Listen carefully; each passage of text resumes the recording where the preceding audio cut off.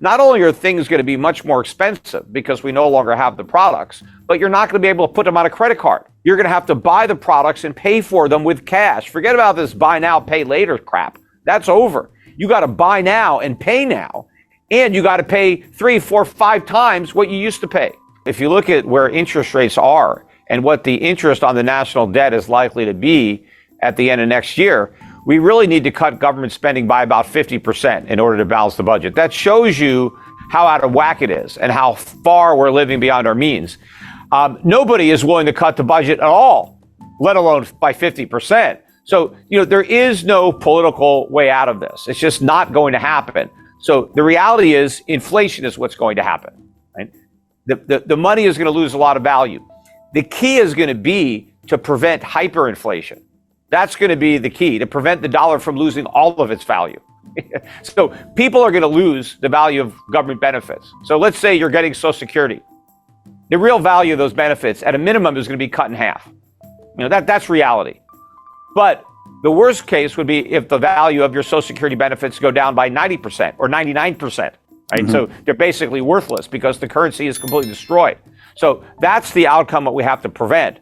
But I don't think there's any political chance that we're going to do the right thing. I mean, what I would do personally is I would give a big haircut to everybody, including the bondholders. I would not pay the treasuries off 100% on the dollar. We'd have to restructure because everybody has to participate in the pain, including people who bought U.S. treasuries. And if that means U.S. treasuries are downgraded, well, that's what it means. It doesn't matter because the government can't pay. Because if we're going to cut Social Security, if we're going to cut Medicare, if we're going to cut government pensions, if we're going to ask middle-class Americans to take a big haircut, we have to ask wealthy investors, especially who own U.S. treasuries, to take a haircut too.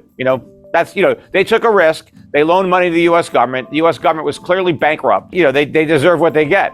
First of all, the biggest threat is that the pensions aren't even pensions. It's a Ponzi. It's not a pension. If it was a pension, it would be funded. Now, some pensions are underfunded, and there's problems with those. But Social Security isn't funded at all. It's not like it's underfunded. It doesn't have any funding. Its funding is future taxpayers, right? So It's not like there's any income that's being generated on investments that were made with money. On a normal pension, if I pay into a pension, when I retire, I'm getting my own money back, plus the income that's been earned through investments of my money that I've been putting in over the years. Well, when somebody gets money from Social Security, they're not getting back their own money. Their own money was spent, a long time ago. They're getting back the new money that somebody else puts in. And the only chance that new guy has of getting his money is if the government finds somebody in the future to put that money in, right? So it's a whole Ponzi scheme. But it can't work. You can look at the nature of the Ponzi. When it first started out, there were like 50 people paying taxes for every one person that was collecting a benefit. So, okay, it worked. Now it's more like 2 to 1.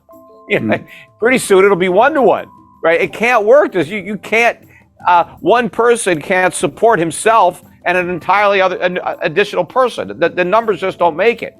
And so it's all going to be paid for by printing money, which just destroys the value of everybody's money, not just the Social Security money. When the government wipes out Social Security benefits through inflation, it wipes out everything. All dollars lose value. Doesn't matter where they are, even if they're stuffed under your mattress, right? They're all going to lose.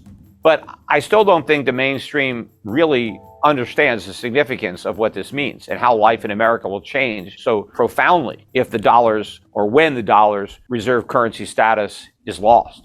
Well, first, for consumers, the reason that our consumption-based economy works is because of the dollar status. We're able to export dollars and import real goods.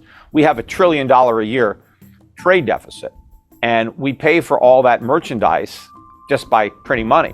So we don't have to expend any resources, yet we can import $1 trillion worth of goods that the rest of the world consumed considerable resources producing. So the first thing that's going to happen is we're not going to be able to run these trade deficits anymore. Our trade is going to have to be brought into balance. And that means basically, let's say $1 trillion worth of merchandise every year disappears from our shelves. And there's really nothing to replace it with.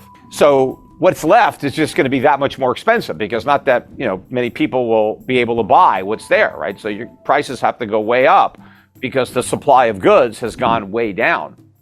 Also, credit is going to become far less plentiful because the reverse of this, right? We've been able to send out these dollars that we just create out of thin air and get $1 trillion a year worth of goods that are produced in factories by real workers, right?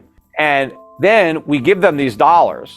And then what do the Chinese or everybody else do with those dollars? They lend them back to us, right? They buy mortgage-backed securities. They buy securitized credit card debt or all these debt instruments that are created. They buy them. So they supply us with goods and then they loan us the money right back after they get paid. And so what's going to happen is we're not going to get the goods anymore, but we're also not going to get the credit. And so consumer credit rates are going to skyrocket. So not only are things going to be much more expensive because we no longer have the products, but you're not going to be able to put them on a credit card. You're going to have to buy the products and pay for them with cash. Forget about this buy now, pay later crap. That's over. You got to buy now and pay now. And you got to pay 3, 4, 5 times what you used to pay. Yeah.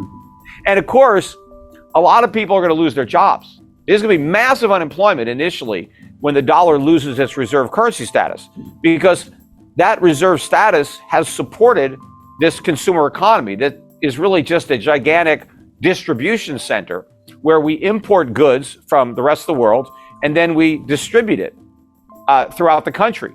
And you have all these stores that people go to buy all this imported stuff that has been, distributed. So it's all logistics and shipping and retail. But when you take away the underlying products that all this service sector economy is based on, then everything that was built on top crashes down. So if you don't have any more merchandise on the shelves at Walmart, you don't need all these Walmarts anymore.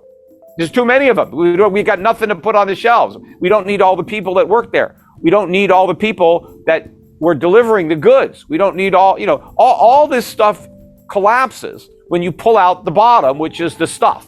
And so unemployment is going to be widespread. We're going to have to rebuild a legitimate economy that is self-sufficient, meaning that if we want to consume, we got to produce. If we want to borrow, somebody else in America has to save.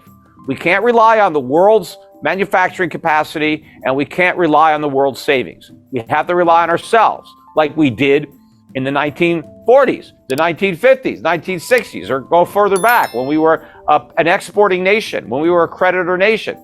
We have to get back to where we were, but we can't get back there with today's level of government. We need a dramatic reduction in the size and scope of our government. We need lower taxes. We need fewer regulations. But in order to make that possible, we need massive cuts in government spending. Now, again, if we don't get that, we just get inflation that wipes everything out, and then we're going to have to start all over again. But it's going to be very difficult to start over again, especially given the way the political winds have been blowing, given how dumbed down the electorate is. It's very scary to be in this situation because America may end up going all in on socialism. I mean, we've been, going down that road to serfdom for a long time, and we may finally get there, and just blame all this on freedom and capitalism and just say the solution is the government has complete control over the U.S. economy. And, then we're Cuba, or Soviet Union or something like that. I mean, so it's very scary where this may eventually head.